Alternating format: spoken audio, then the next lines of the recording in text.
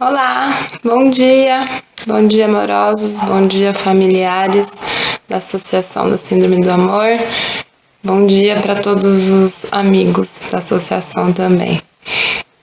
Eu sou Lígia, eu sou pediatra, neonatologista e com muito prazer que eu sou parte dessa família linda que a gente tem, né, da Síndrome do Amor. E, bom, tá chegando aí uma data muito importante, né, pela qual já teve muita luta e ainda tem bastante luta pela frente, né, que é o dia da conscientização, né, sobre a síndrome de Edwards. Eu fico muito contente de dizer que participei de alguma parte aí dessas vitórias, né, que elas se tiveram aí conseguindo esse dia municipal aqui em Campinas, né? E fico muito contente de saber do tamanho da luta de todos vocês pelo direito, né, dessas crianças, dessas famílias de terem a felicidade que merecem, né?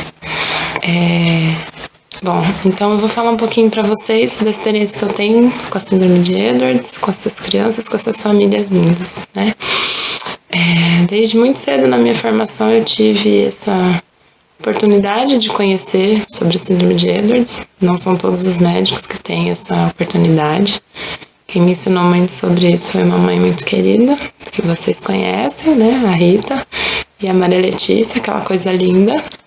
Toda vez que eu preciso falar com uma mãe sobre a síndrome de Edwards, eu mostro a Maria Letícia, né? Porque ela é um excelente exemplo de uma criança que é feliz, que é muito bem cuidada, de uma família que, apesar de todas as suas dificuldades, cuida muito bem dela.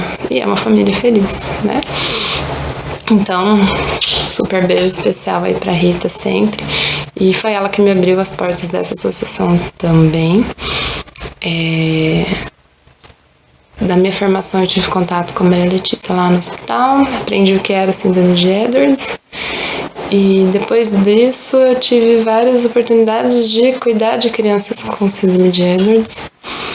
E realmente, assim, uma coisa sempre me chamou a atenção, que foi em relação ao que essas famílias passam muitas vezes por falta de informação dos profissionais. Então, esse dia de conscientização é muito importante, a começar pelos profissionais, né?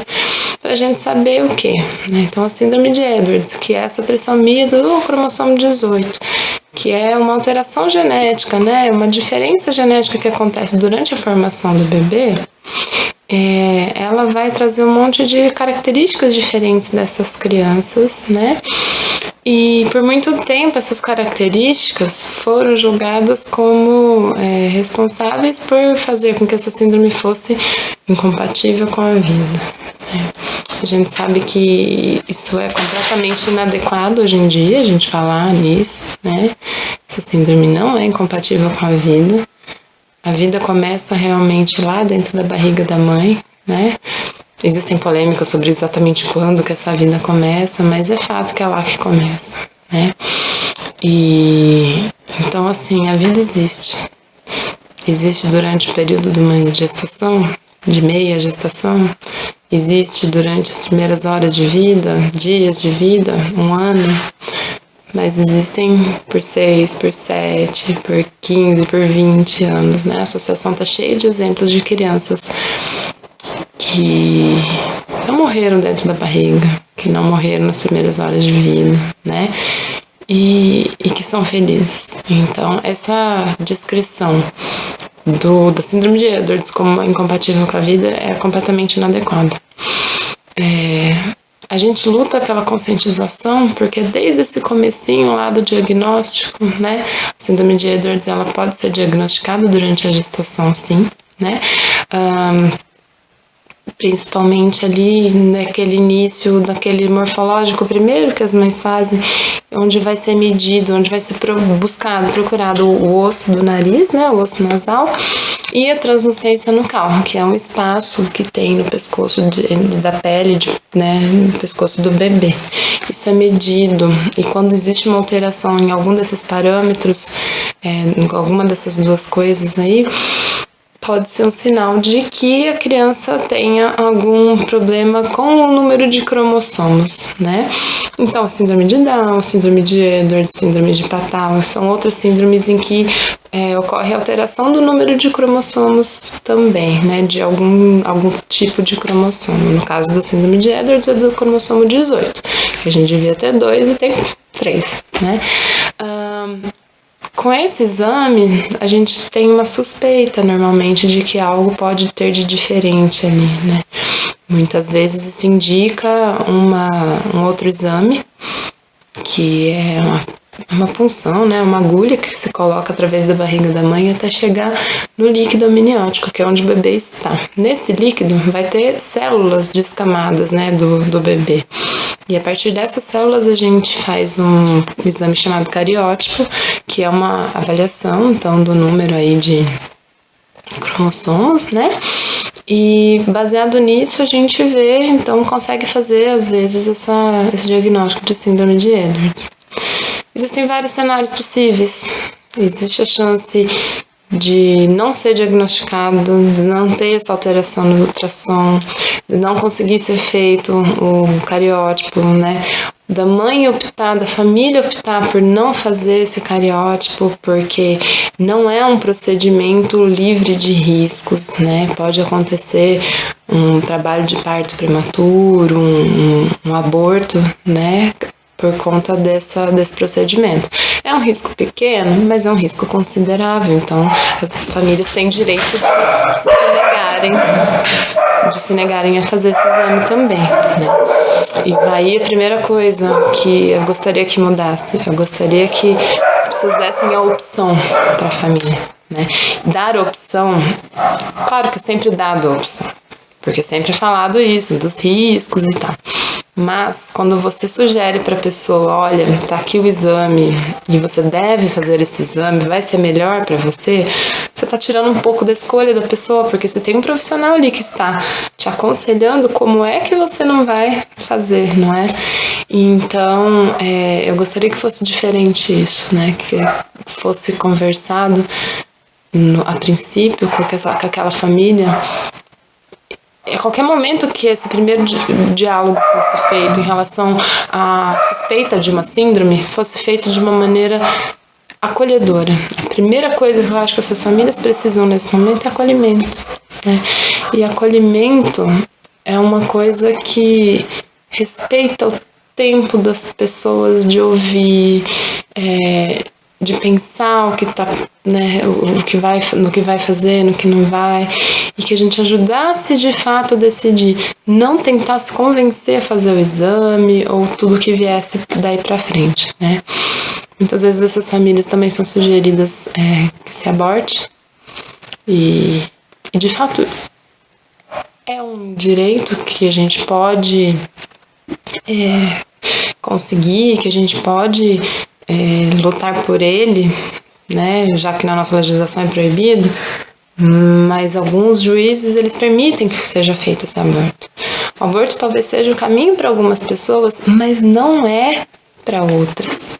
E a gente precisa respeitar os dois lados, né? Afinal de contas, o útero não é meu, o bebê não é meu, é de outra pessoa. E se para essa pessoa é importante levar essa gravidez até onde ela vá, a gente tem que respeitar isso também. E de novo, é um momento em que normalmente não se dá opção, faz-se sugestão.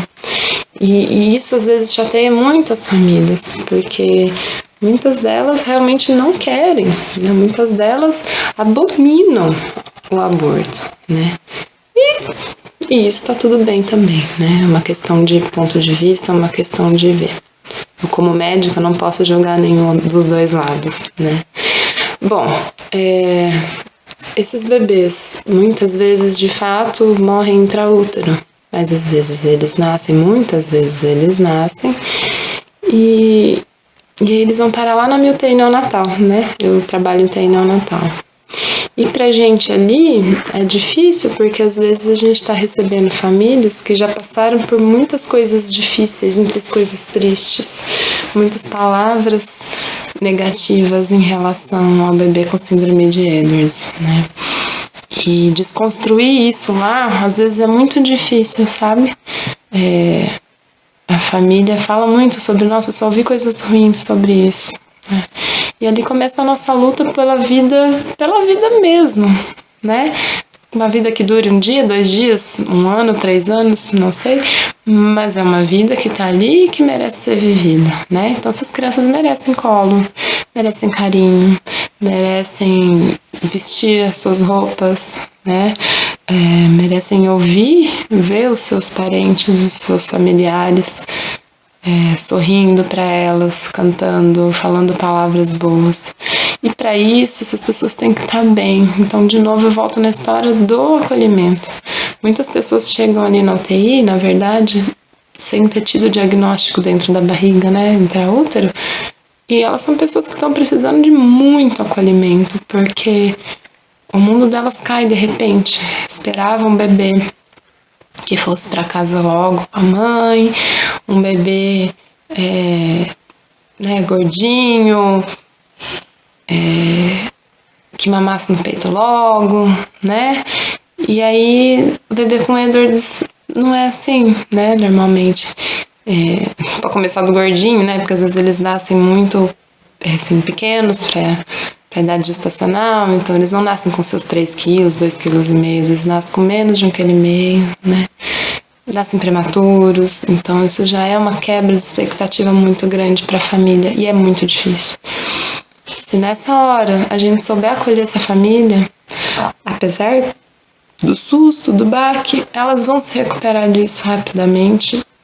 Outras mais rapidamente, outras menos rapidamente, mas elas vão conseguir passar por isso, pelo choque, e acolher o bebê delas, né? Então eu preciso cuidar dessa família, para essa família conseguir cuidar desse bebê pelo tempo em que ele for viver. Os bebês com síndrome de Edwards muitas vezes nascem com problemas cardíacos, e isso geralmente associado à prematuridade, ao peso de nascimento, muitas vezes é o que vai determinar o tempo de vida desse bebê, né? E essa é outra questão que me incomoda muito como médica, né? A maneira que a gente trata essas doenças cardíacas. Às vezes são doenças que são possíveis de correção. Essa correção às vezes não é feita por conta da síndrome de Edwards, né? Então, a gente não tem um protocolo ainda estabelecido que eles devem ser operados, em qual situação eles devem ser operados, porque esses defeitos cardíacos às vezes precisam de cirurgia, né? Então a gente fica lá tentando cuidar daqueles problemas cardíacos com medicação, às vezes dá certo, às vezes não dá, e a gente tem muita dificuldade de acesso, às vezes, a tratamentos que talvez fossem simples e trouxessem para essa família a possibilidade de conviver com esses bebês em casa, né? De novo, pelo tempo que for possível. Então, uma das minhas grandes lutas e perspectivas de luta é sobre isso. É para esses bebês terem realmente a chance, né, o direito de ter um pouco mais de tempo de vida feliz, né, e de qualidade com as suas famílias. Os bebês com síndrome de Edwards, eles são bebês que têm indicação de cuidados paliativos, né? E aí eu queria falar um pouco disso também com vocês, porque eu também sou paliativista. E cuidado paliativo não significa que essa pessoa vai morrer, né? O cuidado paliativo, ele é um cuidado que preza pela qualidade de vida da pessoa. E tem gente que vive em cuidados paliativos, né? No caso, crianças, por exemplo, que vivem 20, 30 anos em cuidado paliativo. né? Então, o cuidado paliativo é simplesmente uma atenção à qualidade de vida dessa criança. Então, como indicação dele, é para pessoas que tenham doenças ou condições que podem fazer com que a vida dela seja curta, né? E o bebê com síndrome de Edwards,